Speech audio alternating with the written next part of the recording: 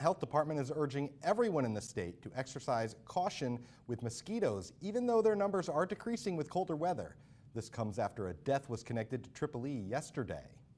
ABC 22's Jordan Barber spoke with Dr. Mark Levine about the risks. She joins us live in the newsroom. Jordan? Matt, Dr. Levine says that while contracting EEE is a rare occurrence, it is still something that should be taken seriously. So far, there have only been 2 cases of humans contracting EEE in the state, but Dr. Levine says the virus could still pose a risk next year. On Thursday, the Vermont Health Department announced the state's first EEE death since 2012. One person was reported to be a 70-year-old who lived in Chittenden County. According to the Department of Health, they were hospitalized in August and died from the illness in September. This is clearly tragic. This is one of those infectious diseases. Unfortunately, there is no treatment. We've made such strides in treatment for so many conditions and can do so much for people.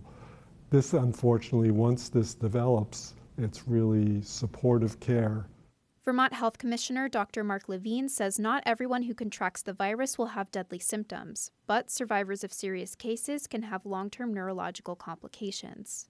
The commissioner emphasizes to the public, however, that the disease is rare and most individuals will not be at risk or will only have minimal flu-like symptoms. I want them to be reassured the risk remains low, and it's even a little lower because of the weather. I don't want them to feel that it's absent. Certainly in the communities that we've labeled as higher risk because of a case of EEE or because of the mosquito trap data, people should still use precautions. Ben Gilliam, a staff member at Essex High School, says the school had been informing staff and students of the risk. He had not heard about the recent death. That's definitely a little concerning, although I do, having lived in this state for most of my life, I do feel that as long as you take necessary precautions, that generally I feel like you should be safe.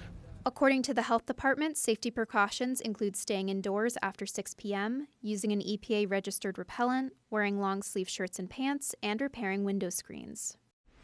Dr. Levine says the EEE virus often peaks over a few years before dying down again.